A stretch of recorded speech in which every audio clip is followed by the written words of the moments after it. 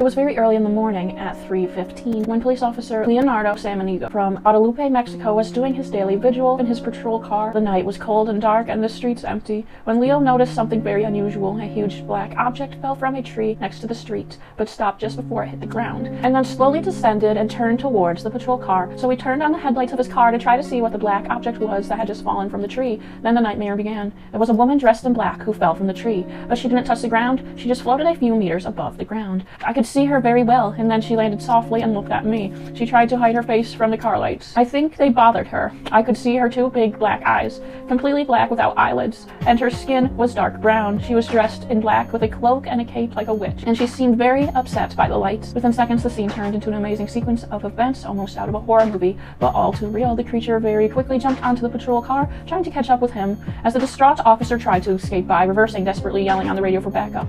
As soon as I realized it was a kind of woman being or a witch, something very strange there, trying to cover her face, she threw herself against my car very fast, falling on the car and hitting the windshield. She was flying very fast, and it took only a second to hit the windshield glass. I was so shocked by this action that I put the car in reverse and pushed the accelerator, trying to get away while requesting backup assistance via the radio. According to his testimony, the woman was trying to grab through the car's windshield. She was separated from the officer by only a few centimeters of the car's windshield. It was at this moment that he had his clearest view of the creature he described as a witch. The look on her face was terrible. She was furiously trying to grab me with her claws while trying to get away with the car in reverse, desperately calling for backup help from all the surrounding units. Finally, I reached the end of the street. I was so shocked that I covered my eyes and passed out. The extreme stress caused him to lose consciousness. A few minutes later, 2 police units as well as a nearby ambulance arrived, finding him unconscious.